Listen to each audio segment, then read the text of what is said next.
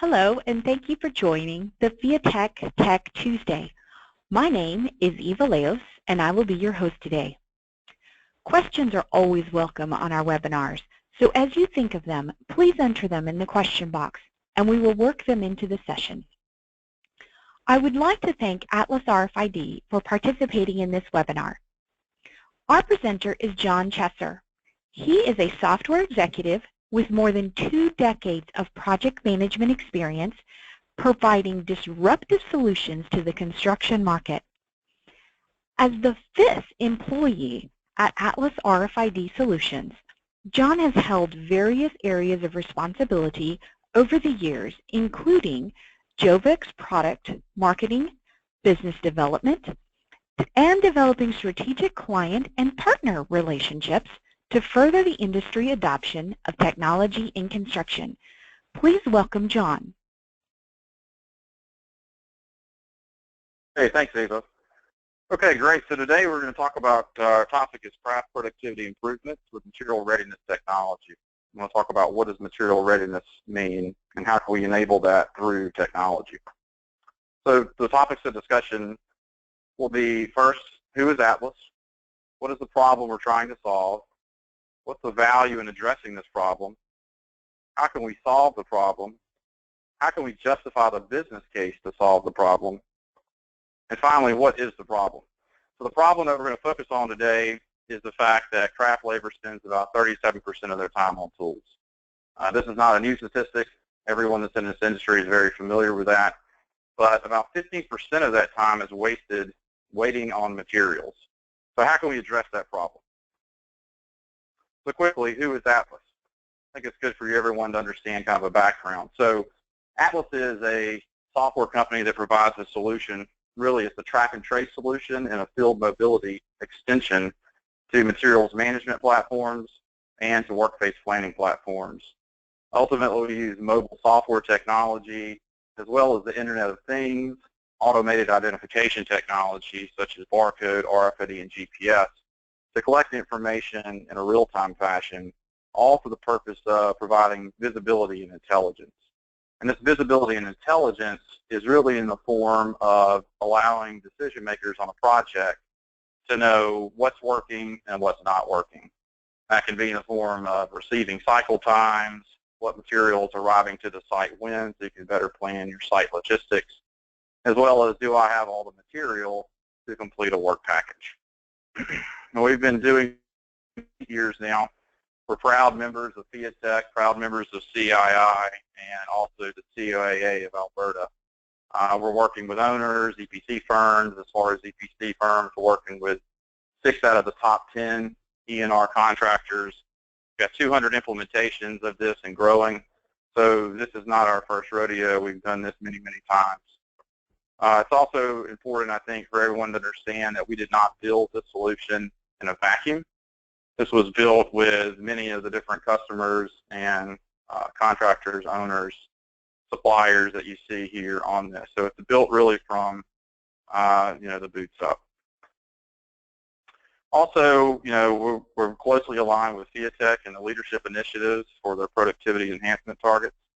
Where we closely align with Fiatech is on PAT7, which is Integrated Materials Management, PAT8, which is Advanced Work Packaging, and PAT9, which is Automated Field Data Collection and Control. So everything that we do, everything that we're going to be talking about today is closely aligned with these initiatives.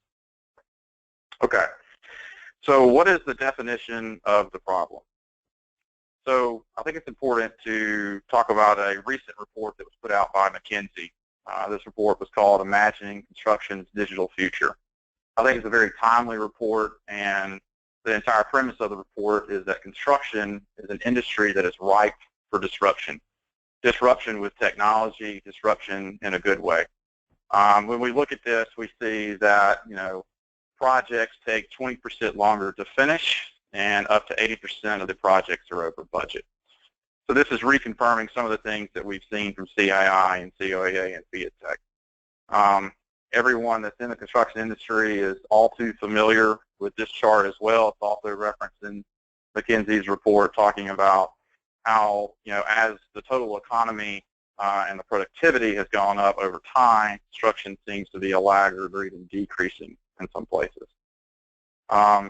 Interestingly enough, I believe there's a correlation that's here, is that the construction industry is among the least digitized industry that exists. The only industries that were in this analysis that are least digitized than construction are hunting and farming. So we believe that there's a direct correlation between this and the productivity issues that we have. McKinsey went a little further to look at 5 trends that are shaping construction and the capital project industry. The 2 that we're closely aligned with and that we'll talk about today are number 3 and number 4, really the digital collaboration mobility, trying to eliminate paper on the job sites. Also, the Internet of Things. We're talking about RFID, GPS, automation, machine-to-machine learning. What can we do here to automate these processes that exist? So we then bring that back to the typical studies that are with COAA and CII. Again, our chart here showing our average tool time, 37%, and that wait time is 15%. COA and CII, as well as Fiatech, all have initiatives right now on how can we improve these construction productivity to do this. So how significant is that problem? Well, if we take a look at this and we look at a typical project, let's say $1 billion in total investment value, on average 40% of that is going to be made up of labor. 15% of that is waiting on material, so we've got about a $60 million problem there. If we can take that and we can reduce that wait time, we can focus on that wait time and make sure that we have the material available for construction, then we have an opportunity, even if we can reduce that wait time down to 12% or 10%, $12 to $20 million savings on a $1 billion project, which represents about a 3 to 5% overall savings on your labor. But it's not just for big projects. This happens on projects of all sizes. I mean, if we look at the same similar project, a $300 million project, again, looking at this and doing that same math, I mean, we've got the opportunity to save $6 million on a project by addressing this problem. So it's a real problem. It's a problem that's identified by the industry, and it's a problem that we can affect change. So I think what makes this, we should really talk about, what makes this a hard problem to solve. If it was an easy problem to solve, this problem would have been solved a very long time ago. But what makes it a hard problem is the physical realities of a construction site. We have multiple components, whether that's piping, steel, equipment, whatever it may be, that have to be delivered to a site, have to be stored on a site, have to be properly maintained, and then have to be easily identified and delivered to construction when they need that, and only when they need that. It's not an easy thing to do. What makes it even harder, and what makes it harder on ourselves, going back to the McKinsey report and the fact that we're not using any digital processes, is we've got, not only is it hard to identify, but when we do identify that, reporting those transactions with paper. And we've been able to show that the time that it takes to process these transactions with paper ultimately decreases the labor productivity on a job site. So not only are we collecting everything with paper and processing everything with a disconnected work process from the field, the trailer, and the office, we also have a very complex supply chain. We have direct offices, we have job site, we have suppliers, tool fabricators. In many cases, these different stakeholders within the project have different contractual relationships. They don't necessarily share information that well, and it creates kind of these silos of information that are a real problem. So when you look at the different systems that exist today, most of the systems are handled by either the home office or someone in a project trailer, someone that's keying information, using information that was gathered in the field at all these different locations using paper or clipboard. That paper is sent to a clerk. The clerk takes that information, processes that information, and then typically that information is disseminated to multiple stakeholders throughout the project via email or via a SharePoint site or via some type of shared drive, to where someone has to take that information, and because they want to do a good job, they have to then create their own data set. And what that creates is spreadsheet bingo.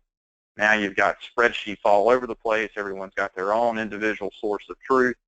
There's not really a good single source of truth on a project. So all of that goes and it creates issues that ultimately affect productivity. So, what can be done to solve the problem? So there has to be something that we can do. So, there's a recent CII study that's out there, Determinants of Job Site Productivity. And they really looked at this. They looked at 26 projects covering, 1,300 crew days of work. And they said, okay, what can we do? So they came up with, and they looked at a buffer strategy. Okay, the buffer strategy is essentially get all the material to site. What's the impact of productivity if we have all the material that we can have that delivers to a site and have it all there so that we know that construction is going to happen? That sounds good, but obviously there's issues with that. You've got to have more land. That costs money. As you bring more things, you've got to have more people that have to keep up with that material. And then there's just a lot of chaos that ensues in that. So another thing that was looked at was more of a production planning strategy. And this is kind of the work-based planning, and how can we improve our planning capability so that we're only delivering the material to the work face at the right time in the right place. And that's a good strategy as well. And I think, we've seen through work-based planning that that's quite a bit of improvements in productivity that exists today. And I think that's a good thing that more and more people are starting to take on. It's a CII best practice now. So it's something that's definitely good. And again, bringing it back to Fiatech. Fiatech's also looking at how do we solve this problem with integrated materials management, advanced work packaging, and automated field and data collection and control. So this is a problem that people are aware of and that people are trying to address. And when we look at this, we look at CII's definition of materials management. So when we look at materials management, we say, at the very highest level, what are some of the questions that we're trying to answer at each really phase or category of materials management? And when we're looking at requirements planning, what materials and specifications are required for this project? When we get into sourcing, are we optimizing our sourcing for cost, quality, and schedule? Purchasing, have we bought the material and the equipment that we need?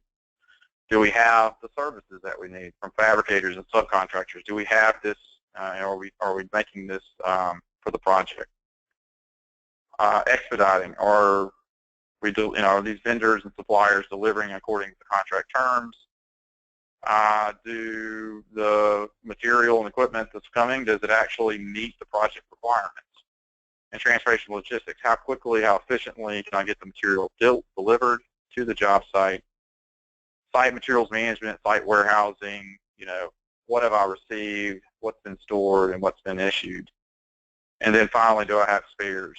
So there's IT systems that exist today that address these problems. And there's been CII studies, there's been plenty of case studies that show that a materials management system, an IT system, is going to improve your productivity and your work processes. So we don't discount that, we believe that.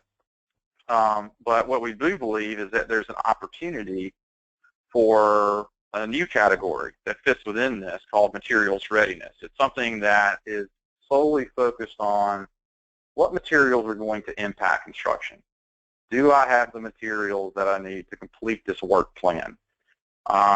And we feel like this is an opportunity for the industry to have a focus on looking across all the different silos that we have within a typical project and looking at not only where is the material, but where is the material and what is the status of that material in the context of the work plan. And we believe that you can do that better with a materials readiness solution that actually can improve and digitize the work processes on the job site. So when we look at materials readiness definition, we really say that it's the construction enablement of people, process, and technology for the purpose of ensuring that the craft workers have the materials and the information about the location and the status of this material so that they can carry out their work without any disruption due to material availability issues. We feel like that's something that needs to be addressed within the industry. And we also want to be able to, at the same time, increase the planning flexibility and minimize the need for a costly material buffer. So again, not bringing everything to a site, but also supporting and providing the information that the planners, the engineers, the superintendents, the foremen, everybody needs in the actual construction field to do that work and to do it well.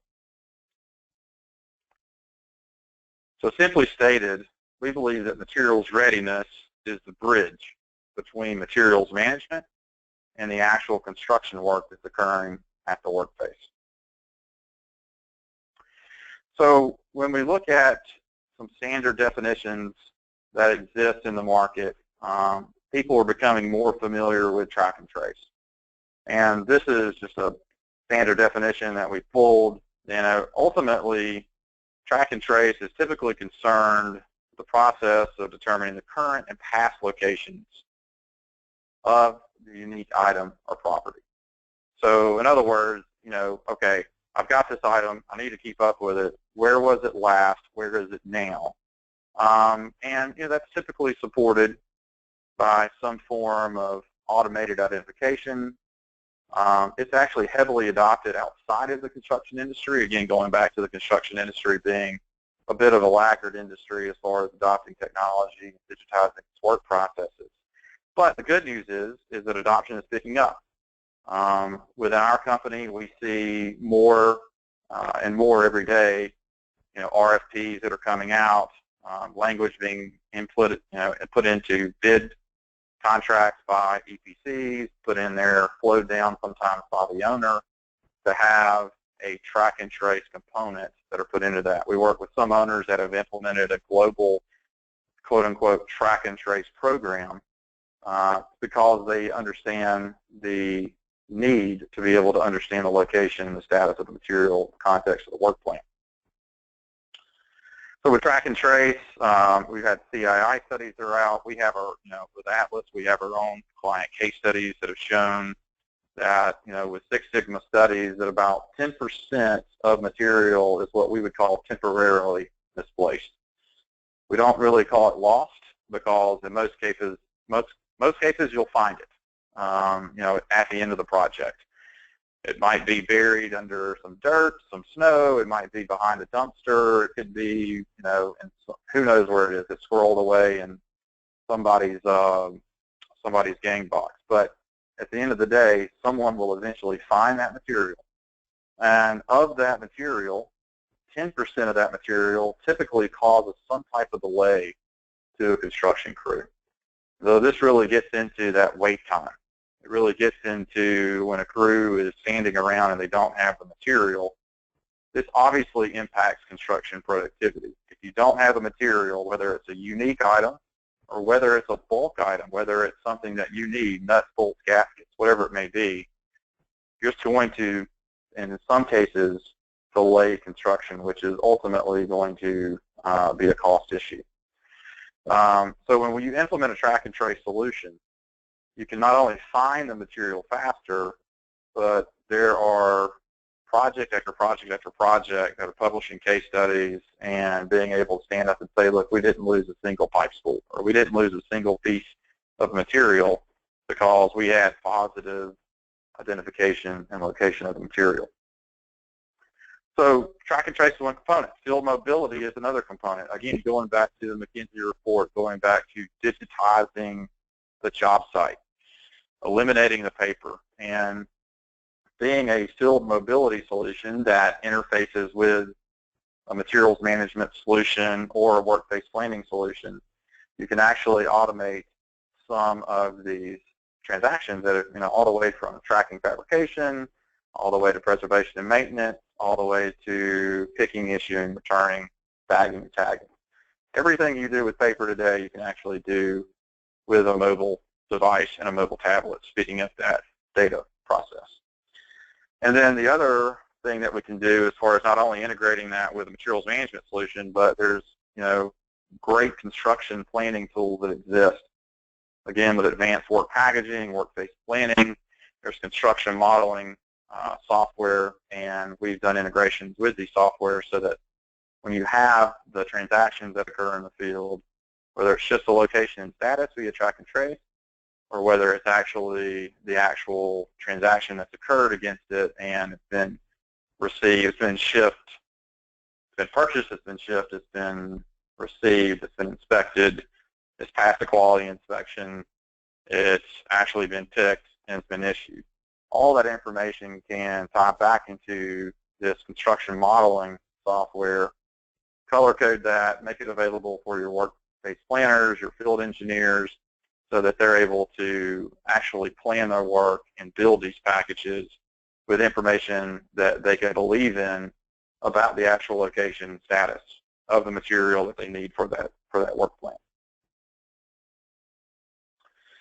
So to kind of bring that back into perspective, if you look at, the kind of life cycle of EPC into operations, when you look at a materials readiness platform, I think you look at where does it fit? Where does it fit within that? So this is meant to show and try to clearly illustrate where this fits as far as the platform. The platform uses the Internet of Things, automation technology, breaking that into modules as far as track and trace and field mobility, taking that, consuming information from different systems, whether that's a materials management system, whether that's a work package system, or even the bill of materials, so that we can actually take a view of that material in the context of not only the work plan, but also the entire set of materials that are required, so that we can then provide this visibility and this intelligence layer so that people that are in construction execution and planning can make better decisions about where is the material, what can I work with, and if I'm not going to have the material that I need by a certain time, I can change my work plan so that I'm constantly feeding a supply of material to that construction workspace. And ultimately, that's what it's about. If you can supply that material to that construction workspace in a consistent manner, and you can keep the construction crews working, you can reduce that waiting time that they're waiting on materials, which ultimately can improve the overall productivity of these crews. So, the approach that we take is being a very open platform, using what we call an API to allow us to exchange this information with these different systems, ultimately trying to fill what we believe is that gap within, the CII definition of materials management, which is this materials readiness, physical, Internet of Things platform to collect the information. So again, materials readiness is ultimately about reducing waiting on materials, reducing costly material buffers, increasing planning flexibility, and ultimately having construction-driven improvements of the people, process, and technology by eliminating this reduction of waiting on materials. So how do you justify this problem? That's always the big thing that everyone's asked is, okay, this is neat technology, this is great, it all sounds good, but, this costs money to implement. So how do I justify implementing this? How do I do this within my organization? So over the years, we developed a process that we feel is a very robust process to go through, and we break these into different levels of a business case. And I think this is something that anyone, whether you're implementing our solution or another solution, you're going to have to look at this from a dollars and cents perspective. So one is a budgetary business case, and this is something that in our organization we're able to provide based off of the 200 plus implementations that we've done, to be able to say these are based on historical project results. You know, they've implemented this project at this size and this type, implemented this mix of technology. There's different types of RFID, there's passive, there's active, there's GPS, there's barcode, different transactions versus track and trace. But ultimately, a project of this size, of this duration, of this complexity, was able to implement this, and they were able to see this type of return. So that's kind of level one. That's using what's available out there today to at least start those discussions as far as justifying the project. So the other one then gets into really more of kind of the detailed business case. Now the detailed business case is really based on project-specific assumptions. And, you know, the way to really get to a detailed business case is working with a project team. So the project team is going to understand their materials management plan. They're going to understand their workplace planning, their work planning, how they're doing that. So you're really bringing together people from supply chain who are dealing with the suppliers and the fabricators that exist. Also bringing together the construction team, so construction management, the people that are actually not only planning the work, they're going to be executing the work, and then finally bringing together materials management so that the materials management can walk you through that materials management plan, the materials responsibility matrix, so that you can understand what is the different types of materials, who are the different suppliers that exist, and how are we actually going to tag the material, and then how are we going to interface with that material at all the different sites that may exist there.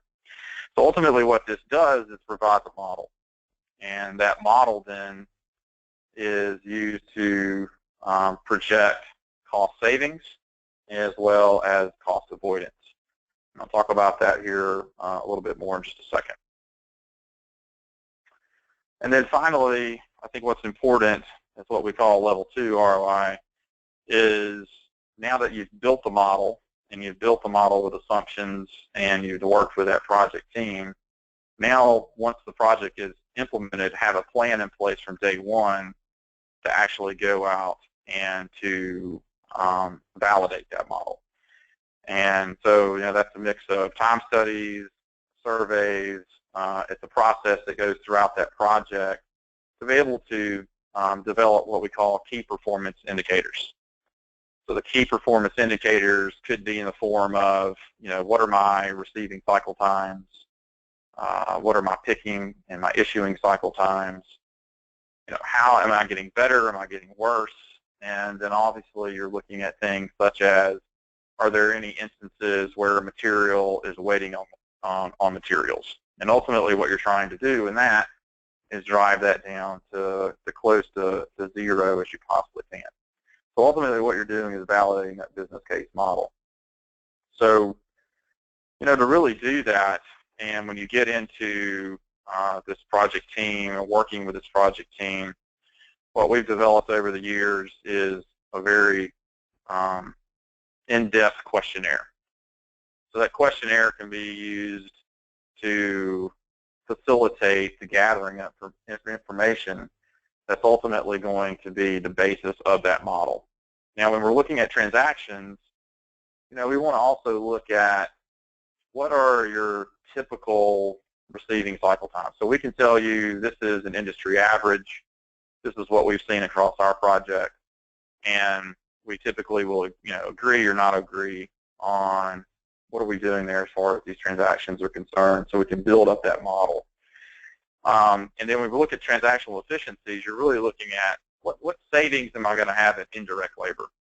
And I think it's important to look at it, and it's not necessarily saying that it's savings in indirect labor that you're going to necessarily have to do it with less people, but it's also, in some cases that's true, but in some cases it's really more cost certainty.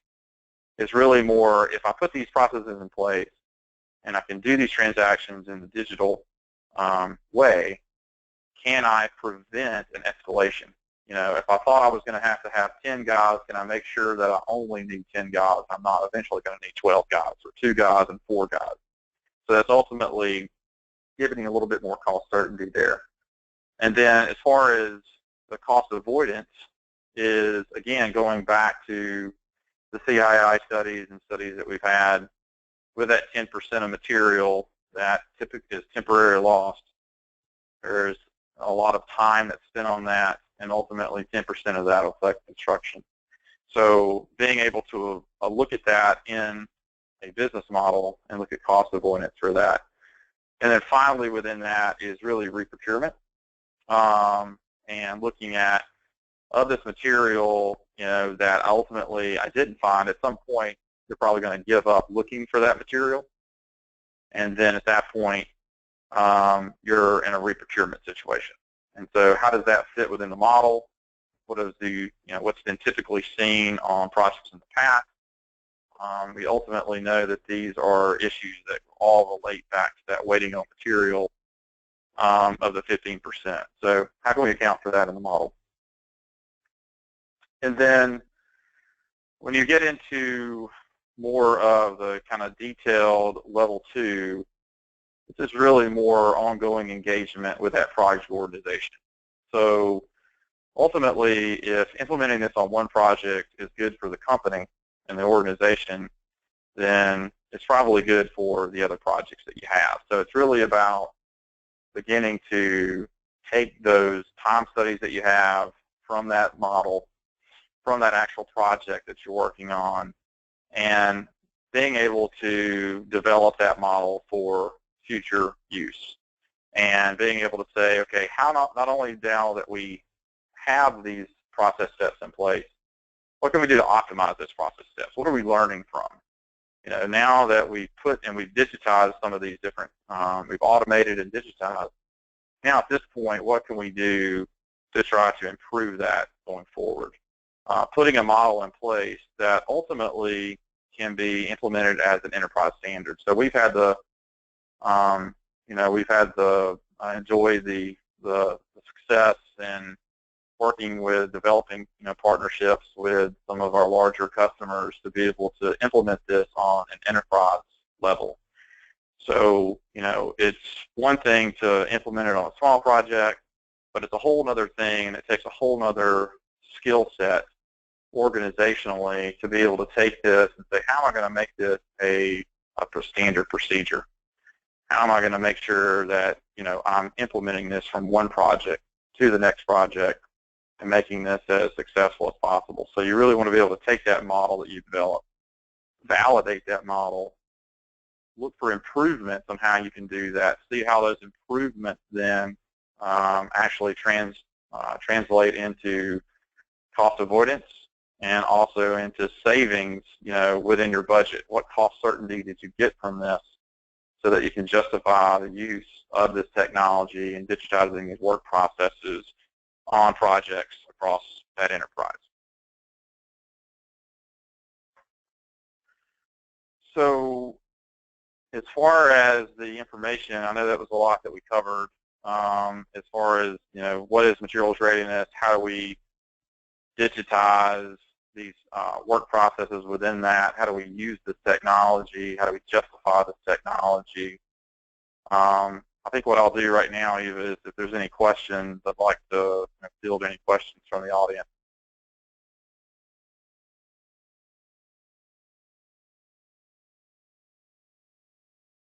It looks like Eva has lost the phone connection. This is Melanie Smith. I work with John, and I'm going to jump in while Eva reestablishes her connection, and I'll go ahead and give you some questions. John, can you hear me okay?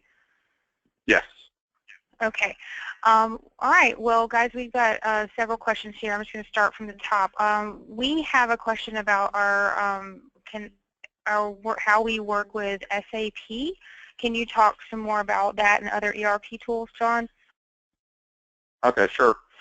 Yeah, so we've got a couple of different integrations with different customers for SAP, and, you know, typically with SAP, SAP is a great system. SAP is very good at financials and purchasing and doing that. Where our customers have decided to supplement SAP is when it actually gets to past that point of goods receipt. Once you have purchased the information and it becomes a physical item that shows up at the point of what we call the point of first receipt, Jovix typically will take over at that point because now you've implemented the mobile technology, and that mobile technology facilitates that digitization of the work process. So, we can actually take that, pass that information back to SAP so that SAP can then handle the financial and the closing of the purchase order and the closeout of all that. And then as far as the actual management and physical interaction with that material or equipment until the point of installation, that's typically handled within Jovix. So that's typically how we would interface with SAP.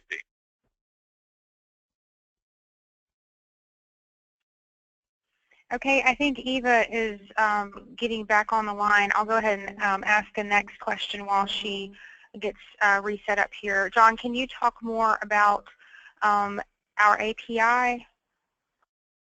Sure. So the API, for those that may or may not know, it stands for Application Programmable Interface.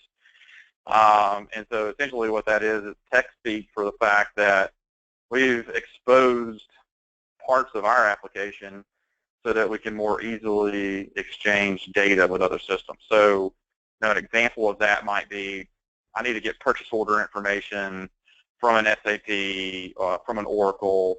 Well, we know the certain data fields that we need within our application so that we can then process the actual receipt. But then we know that there's typical information that once we have processed that receipt that we need to pass back to a system. So the API allows us to really streamline that process of exchanging information. The same thing would go on the back end as far as with a work-based planning system.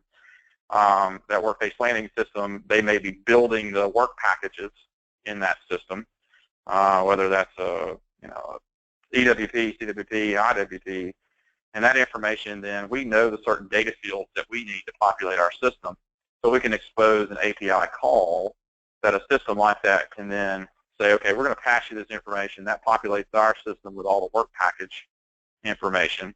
We can also take that and correlate that work package with the bill of materials. And then once we receive material, and then we also have location and status, even if we're just doing track and trace, we can then take that in the context of the bill of materials and that work package and then pass that back to that work package system. So it's really the API with the fact that we're a platform. We need the ability to easily exchange information with these systems. And so that's what the API allows us to do, and that's a core aspect of our platform and application. One of the things that I noticed is you mentioned a lot of aspects associated with the utilization of technology. How do you address those situations for people who are familiar with the quote unquote old ways of doing things and might be hesitant to adopt technology or to migrate to including new systems? Sure, and that's a reality. If you're implementing technology, you're going to have people that are out there that have been there and have done it, and they generally have very good, work processes that are in place. And so as far as implementing change, what we like to do is we like to start small. We like to have a win, if you will. One of the things that gets me really excited, and we've seen this happen on multiple occasions, is where, I'll use the example of someone in the laydown yard. Maybe this person has been working in the laydown yard and they've been doing this for 30 years. And, they don't even use technology. They may not even have a smartphone. But, they're very comfortable. They know where everything is. But you get out there and you show them and you use an example and you say, okay, well, how do you normally locate the material that you're looking for. And they'll say, well, I go out to the north laydown yard. You say, okay, well, how large is the north laydown yard? The north laydown yard is 10 acres.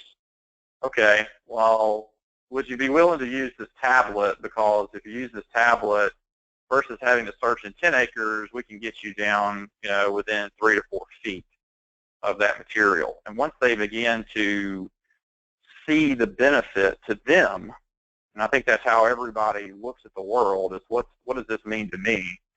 So you have to look at every specific user role that's within that project, and the technology that you're implementing has to benefit them.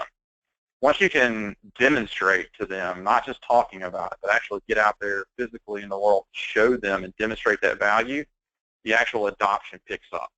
And it's a great thing to see is when that person that's been doing it for 30 years now becomes to the point where they don't want to do it without the mobile device and the tablet. And you just have to do that. So in other words, I would say start small, get a win, build on those wins, and it's a process.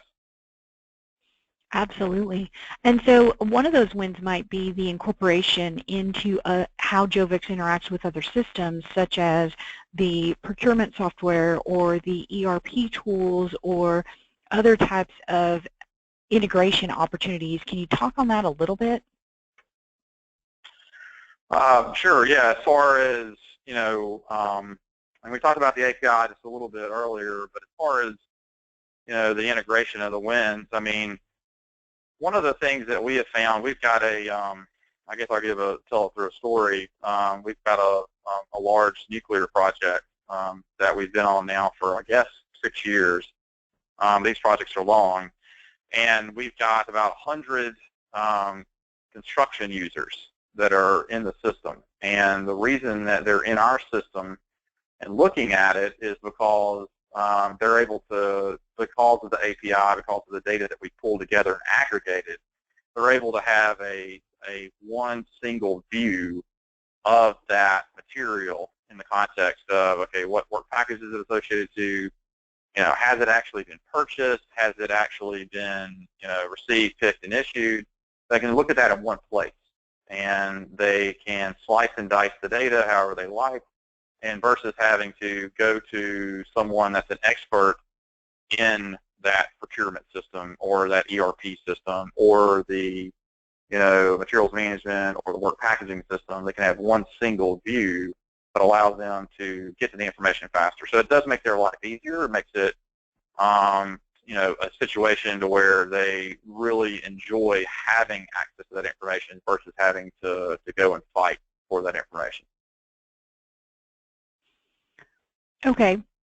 And so there's an interesting question was asked, how does the RFID aspect work? Is that something that is supplied? Is that something that is incorporated through the process? The person who asked the question said that they were drawn away from the webinar for a short time, so you might have mentioned it. They just wanted to get a double check. Sure. Yeah, we actually did not focus on that too much. I mean, as far as the RFID, what we typically do is we call it a tagging strategy, and it's we call it a strategy because it's just that. You have to look at and we typically start with a materials responsibility matrix. That's part of your materials management plan.